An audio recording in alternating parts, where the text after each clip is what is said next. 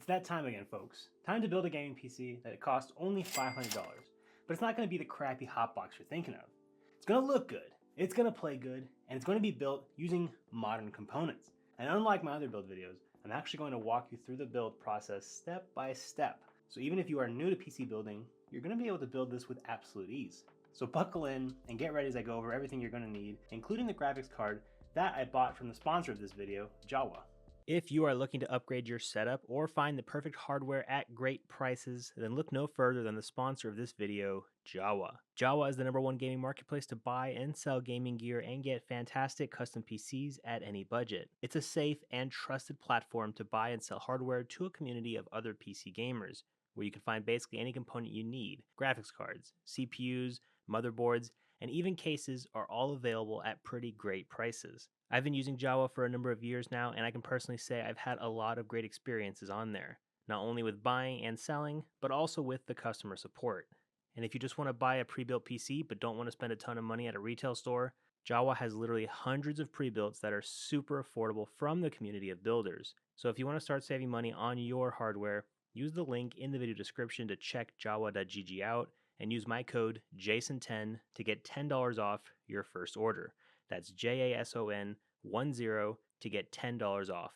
And thanks again to Jawa for sponsoring this video. Before we start, here's the usual disclaimer. All of these products were purchased online using US dollars, and they don't account for tax. Prices change day to day according to sales, stock, etc. So just be aware that these were the prices of everything as I bought them, and you may be able to find better or worse deals elsewhere. Feel free to use this video as a jumping off point instead of a one-to-one guide if you want to make any component substitutions. And of course, I'll have everything mentioned in this video listed in the video description. With that out of the way, let's get started with the motherboard choice. Now realistically, at this price point, you should be getting a B550 board. That chipset allows access to any and all AM4 processors, PCIe 4.0, as well as having an updated BIOS, and a couple of other bonuses. But sometimes when the price is right and your budget is airtight, I think a B450 motherboard might be the way to go. I picked up this B450 Gaming Plus Max from MSI.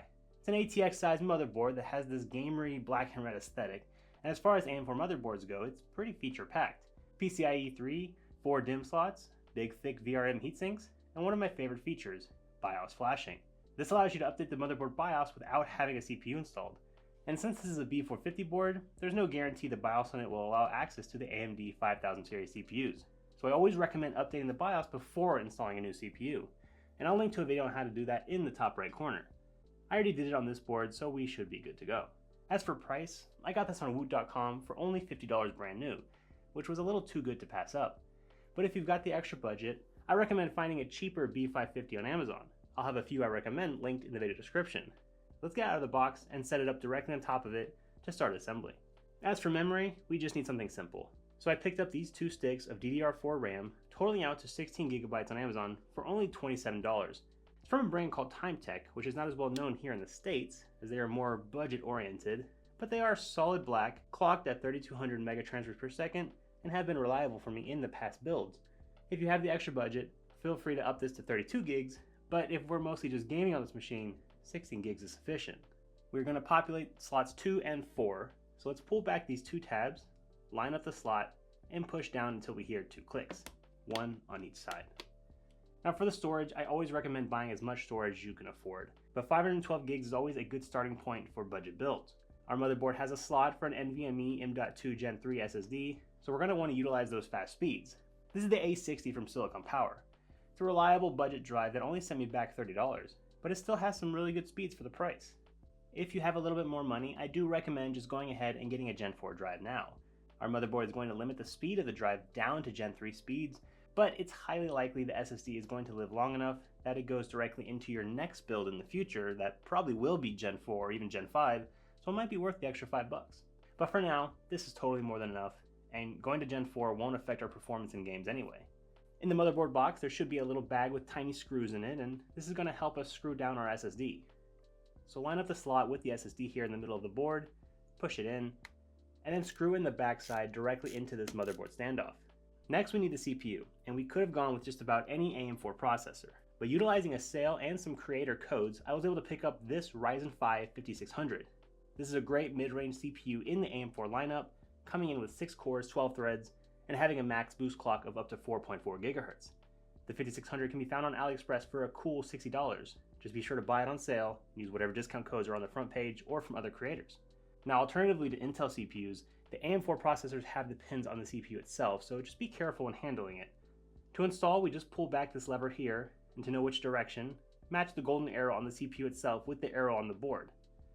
Then we just gently slide it in and give it a little wiggle to make sure it's fully slotted. Then, just pull down the lever. Easy, right? Now, buying the CPU like this, it didn't come with a built-in cooler, so we needed to grab one. Luckily, there are a ton of really good CPU coolers on Amazon these days at super low prices. I found this Cooler Master Hyper 212, and I got a good deal on it since it was from Amazon Warehouse, as you can see because the box is all kind of f***ed up. But it brought the price down to $10. But this goes on sale often for only $15, which is still a great deal, and hey, the fan is even RGB. So let's pull out all the mounting hardware, and I really recommend reading the instructions for your cooler, as they all have different ways of mounting. Grab the mounting hardware that matches your CPU, in this case it's AM4, and screw them directly into the bottom of the cooler. Don't forget to peel that sticker.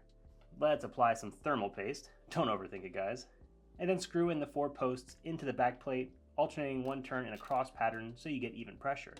This helps the thermal paste spread evenly and helps the cooler sit more level on that CPU. Once it's nice and tight, we can add these 2 metal brackets to the fan holes on opposite sides and just clip it onto the actual heatsink.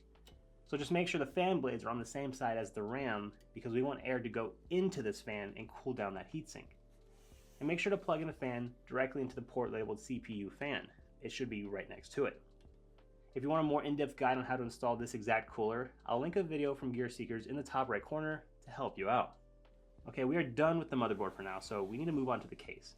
Realistically, feel free to buy any ATX size case you want that is on sale, which is exactly what I did. This is the MSI MPG Gungjer 111R case, and while the name is an absolute mouthful, the case itself was a pretty good deal for only $50 over on woot.com. It's a mid-tower case that comes with 4 ARGB fans already pre-installed, a nice and thick tempered glass side panel, and tons of airflow with that mesh cut out in the front. It's got pretty much everything you need for a gaming PC, and it came in at an amazing price. So let's get the front and back panels taken off so we can get to work. Time to get that I/O shield from the motherboard box out and get it in that back slot. Line it up from the inside and it should just click in on all the corners. Grab the motherboard and line it up with the I/O shield and the standoffs, and then use the little bag of screws that came in the case to screw down the motherboard to all the standoffs. No reason to go super tight here, just enough to hold it down and you should be good. Now before doing anything else, I like to plug in all the motherboard cables. So the front panel, HD audio, and USB ports can all get routed through the metal and plugged into the other side. As well as our case fans, feel free to plug them directly into any port on the motherboard that is labeled SYS fans. Let's grab our power supply. This is the MSI Mag A550BN. It's not modular, but it is bronze rated, has a good rating on the tier list, and has all black cables. 550 watts is totally enough for most graphics cards and should last you a long time. This guy only costs $50 on Amazon, but you can get it for a little less if you go with Amazon resale. So we're going to install this fan side down and slide it in under our cables. Just hold them up with one hand and slide in with the other. Then using the screws the power supply came with, let's tie down the 4 points on the back. One hand on the back of the power supply to prop it up while we screw it in. Then we can run the cables to where they need to go. The 24-pin ATX cable can go through the middle. The 8-pin CPU cable can go through the top right. And we're going to need the 6+2 PCIe cables for the graphics card in a second, so go ahead and slide these to the front through the holes in the bottom.